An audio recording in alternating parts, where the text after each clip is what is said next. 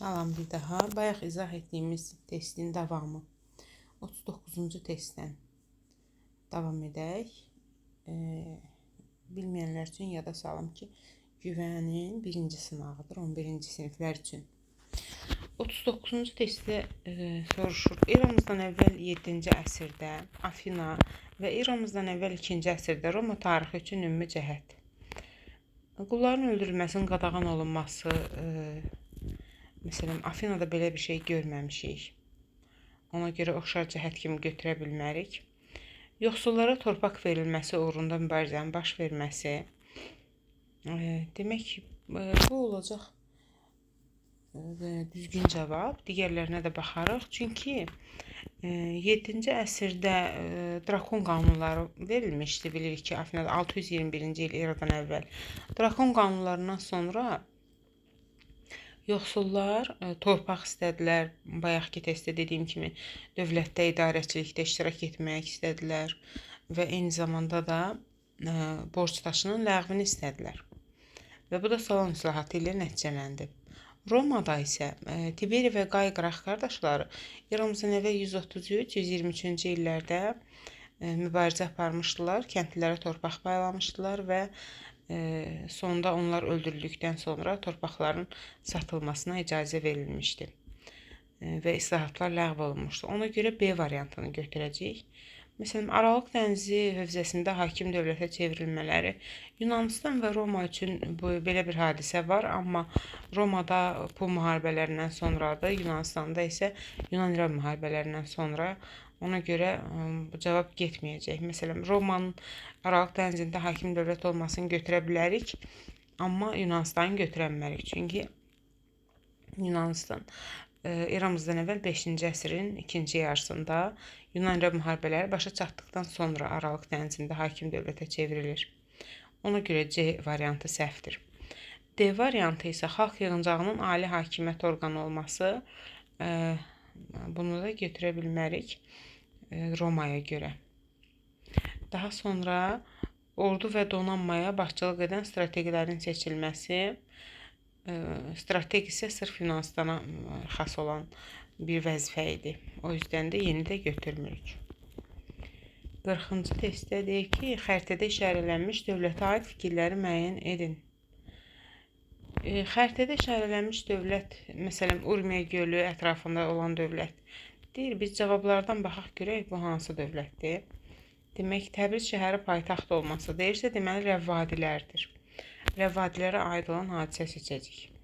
Ərazisində Oğuz türklərinin məskunlaşması, bəli, bu doğrudur. Çünki 1028-ci ildə Vəhsudanın icazəsi ilə Rəvvadilərdə Oğuzlar məskunlaşmış. Bundan sonra türk-müsəlman amili ön plana keçmişdi və Rəvvadilərə bu müsbət təsir etmişdi.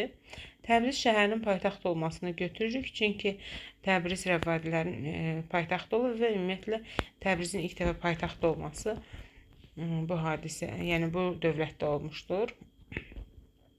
Ərəb mənşəli sülalə tərəfindən əsasın qoyulması, bu da doğrudur. Rəvvadilər bilirik ki, türk mənşəli idilər. Məziyyədlilər kimi tanınması və yaxud Səlcuq Sultanı Toğrul tərəfindən süquta uğradılmasını isə götürmürük. Çünki Məziyyədlilər Şirvanşahlardır. Səlcuq Sultanı Toğrul tərəfindən də süquta uğradılmayıb. Çünki Toğrulun hakimiyyət illəri 1038-1063-cü illərdir. Rəvvadilər isə 1065-ci ildə Səlcuqlar tərəfindən süquta uğradılıbdır. Ona görə də Alparslanın dövrünə düşür onun süqutu. Demək, cavab 1, 2 və 3-dür. A variantı. 41-ci test. 19-cu əsrin 40-cı illərində Cənubi Qafqazın məhkəmə sistemində həyata keçirilmiş dəyişikliklər. Biz bilirik ki, 1840-cı ilin aprel ayının 10-unda Çar Rusiyası komendant idarə üsulunu ləğv etmək üçün islahat keçirir. İslahat inzibati və məhkəmə islahatıdır. İnzibati ərazi bölgüsüdür. Ərazi bölgüsünə əsasən bir quberniya, bir vilayət yaradılır. Bu ayrı bir məsələdir, mövzudur. Burada isə məhkəmə sistemini soruşur. Məhkəmədə də ki, bilirdik ki, komendant idarəsi dövründə adi cinayətlərə belə hərbi məhkəmələrdə, səhra məhkəmələrində baxılırdı. Həmin o hadisə ləğv olunur 40-cı islahatında. Artıq adi cinayətlərə ağır hərbi məhkəmələrdə baxılmırdı. Deməli, biri götürəcəyik. Bir də müxtəlif təbəqələrdən olanlar üçün ümumi məhkəmələr yaradıldı. Bunu götürmürük. Çünki silki məhkəmələrin ləğvi 1866-cı il məhkəmə islahatındadır. Ona görə 2-ni götürmürük. Qəza məhkəməsi hakimlərdən və vergi verən təbəqələrdən seçilən iclasçılardan ibarət idi. Bu doğrudur. Çünki ərazi bölgüsü də artıq quberniya, qəza və nahiyəyə bölünmüşdü. Yəni artıq əyalət, dairə, distansiya bölgü sistemi yox idi. 4-də isə deyir ki, demək cavab 1-3-dür. 1 və 3-dür. 4-də görək nədir? 4-də deyir ki, əyalət və şəhər məhkəmələri təşkil olunur. Bu da yanlışdır. Niyə? Bir dəqiqə. 4 yanlışdır. Niyə? Ona görə ki, artıq əyalət idarə sistemi ləğv olunmuşdu. Əyalət idarə sistemi komendantlıq yeni yarananda idi. Əyalət, dairə, distansiya. Əvvəlki xanlıqlar əyalət olmuşdu. Demək, Carbalakan olmuşdu dairə. Qazax Şəmşədillə Borçalı isə olmuşdu distansiyalar. Eyni zamanda Yelizavetpol da dairə idi.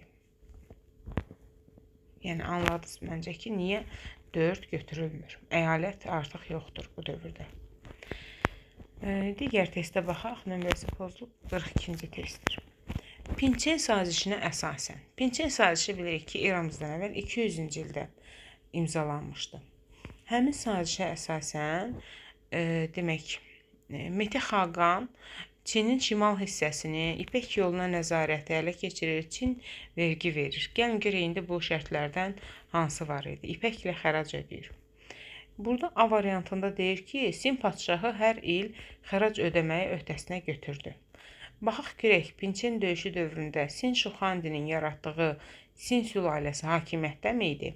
Xeyr, təbii ki də. Çünki Sin Şuxandi 221-dən, eradan əvvəl 221-dən 206-ya qədər hakimiyyətdə olub. Pinçen sazişi isə eradan əvvəl 200-cü ildə imzalanıb. Deməli, artıq Sin Şuxandinin hakimiyyətdən getməsindən 6 il keçir Pinçen sazişinin imzalanmasına qədər. Hadisələr eradan əvvəl olanda böyükdən kiçiyə doğru, yuxarıdan aşağıya doğru gəldiyinə görə A variantı cavab deyil. Çinin ticarət yolları Hunların nəzarətinə keçdi. Bəli, bax, bir variantı doğrudur. Hətta yeni kitablarda yazırlar ki, İpək yoluna nəzarət Hunların əlinə keçir.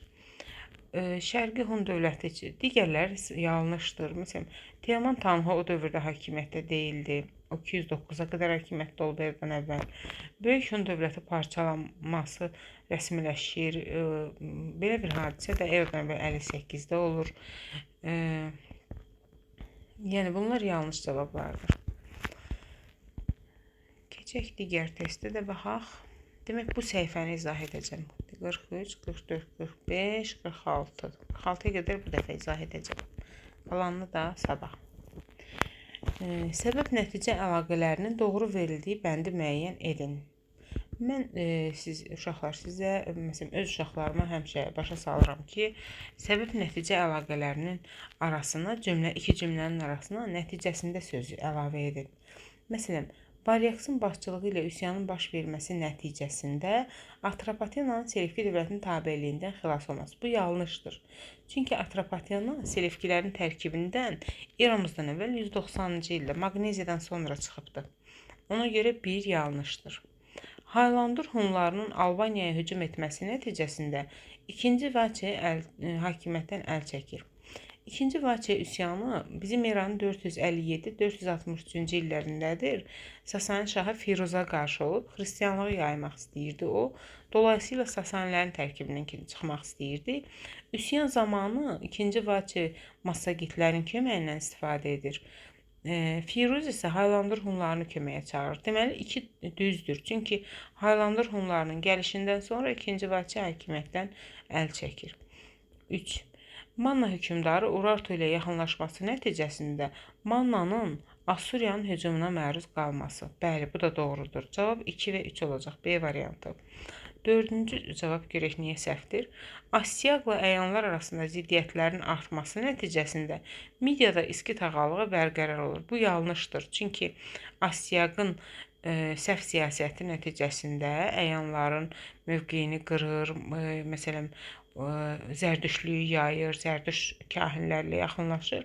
Ona görə də onun nəvəsi 2-ci Kir şəhərə daxil olur və beləliklə Astiaqı devirib özü hakimiyyətə gəlir, Midiyanı da devirir. Deməli, 4 yanlışdır və Midiyanın yerində yeni dövlət yaranır, Əhəməni dövləti.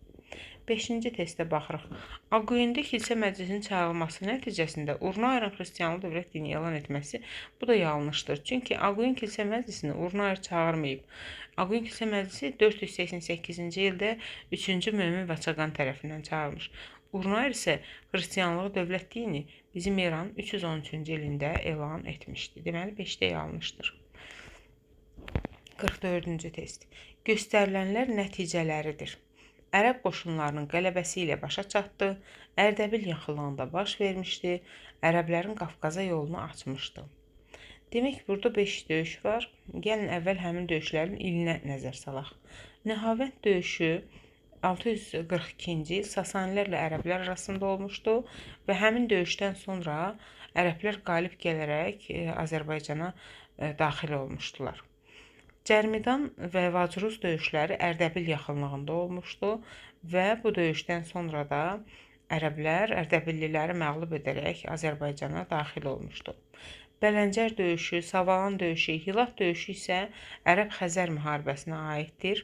Artıq bu döyüşlərdən ərəblər Azərbaycanı tutmuşdular. Yəni şimalda Dərbənd keçidindən keçərək orada Xəzərlərlə döyüşən zaman baş vermişdi bunlar. Həmin müharibə nəticəsində baş vermişdi bu döyüşlər. Ona görə də deməli nə Y, nə B, nə də D variantı olmayacaq. Demək, Bələncər döyüşü 643-cü ildə olmuşdu. Savalan döyüşü 731-ci ildə olmuşdu. Hilaf döyüşü isə 737-ci ildə.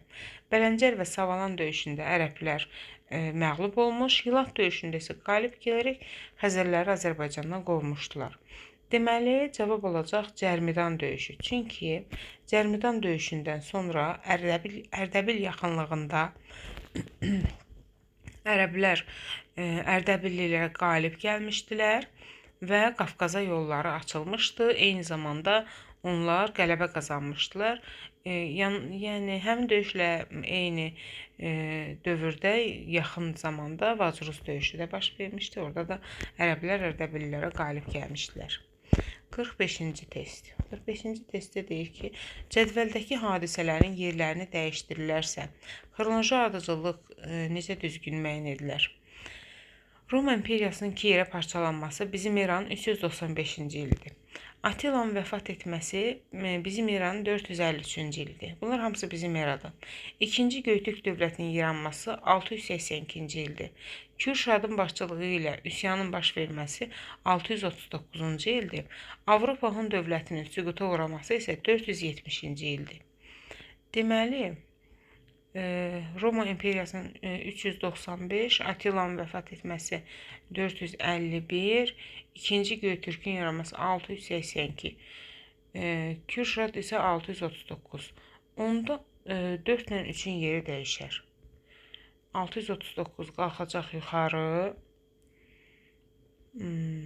Yox, Kürşadı yerini dəyişsək, o zaman alınmaz axı.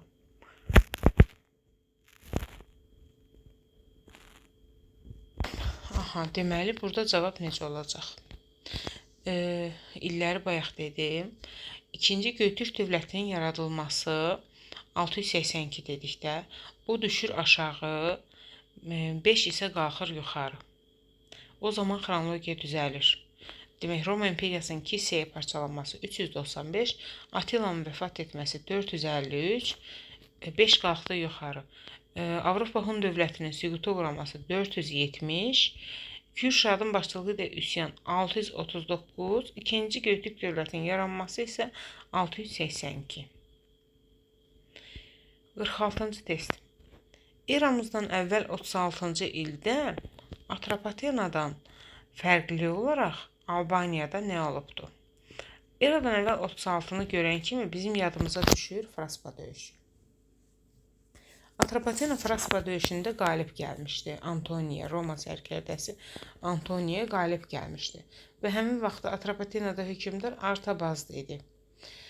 Həmin döyüşdən sonra Antoni öz sərkərdəsi Kanidini də yanına alaraq Albaniyaya keçdi.